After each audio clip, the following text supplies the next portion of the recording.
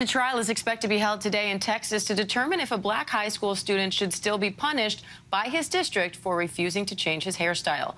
The school district claims the student's locks break the dress code policy that limits hair length for boys. But Daryl George and his family argue the district is violating the state's Crown Act and punishing him. Here's Courtney Carpenter from our affiliate KTRK in Houston with the latest. This has been going on most of the school year now, and because the district says that Daryl George is in violation of their dress code policy, he spent most of his junior year either an in-school suspension or an off-site disciplinary program. Here are some photos of his hair, which the district says is in violation of their dress code because it states that male students cannot have hair that extends below the eyebrows or earlobes or worn in a style that extends below the top of a t-shirt collar.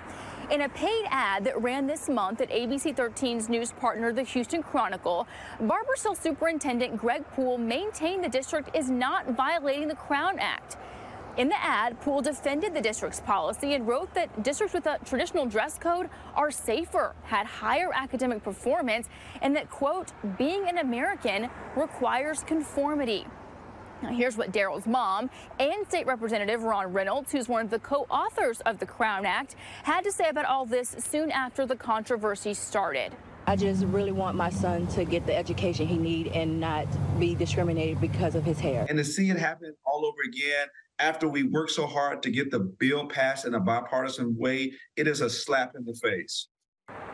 Now, Reynolds is saying all over again because the Crown Act is inspired by DeAndre Arnold, a former student who sued this very same district back in 2020.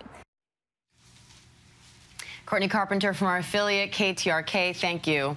Let's bring in ABC News legal contributor Brian Buckmeyer for more on this. Brian, Texas's Crown Act went into effect last September, and it prohibits race-based hair discrimination and bars employers and schools from penalizing people because of hair texture or protective hairstyles. And that includes afros, braids, locks, twists, bantu knots.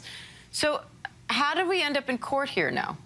Yeah, well, Diane, I'm actually rocking my hair as I don't naturally do. It's an afro. I picked it out to show that hairstyles come in different ways. In Texas, there seems to be a loophole within this Crown Act that if the hair is longer than 2 inches, it seems to violate that rule. My hair is longer than 2 inches if it's combed out, as you can see. For Daryl George, while his hair is braided and kept high and tight, if extended, it would violate the school's rules, but it seems to go against both the spirit and the letter of the Crown Act in that hair such as his should not be a reason for discrimination or suspension. That's what he's arguing, and we're trying to close out that loophole.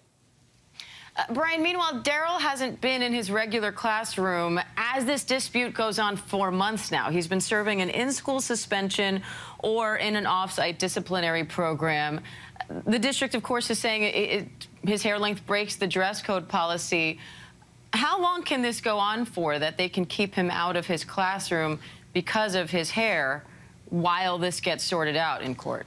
So it really depends on this court hearing because they're filing for an injunction as well as a civil rights claim to say that the Governor Abbott and as well as AG Paxton is not enforcing the law in this district. If they are successful in this case and get an injunction, they would have the ability to have Mr. George go back into the regular classes. What the school district is saying is that their code is in line with the Crown Act and that they are able to have this extended rule that hair can't be longer than 2 inches. And even though Mr. George has his hair high and tight and cleanly braided, they're saying that's a violation of school policy and they won't allow him back into a regular class until he changes it or the court forces them to do otherwise.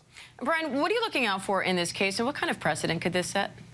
I'm looking to see what the court ultimately says this rule that the school district has about 2-inch length, whether it is a loophole that they say should be closed off and not allowed to ban an individual from being in the school, or to say that length isn't the issue here, that it's something else. It's the texture of the hair. The Crown Act should allow for it or disallow for it. How they're going to interpret this school policy in line with the act is what I'm looking for. Also, I want to see what the school district actually argues. How is this being helpful, suspending a student in this manner where we have seen that school suspensions lead to other negative effects on a student's grades and potentially even there's been studies to say that long suspension, can also lead a student to be involved in the juvenile system in a way that we don't want to see.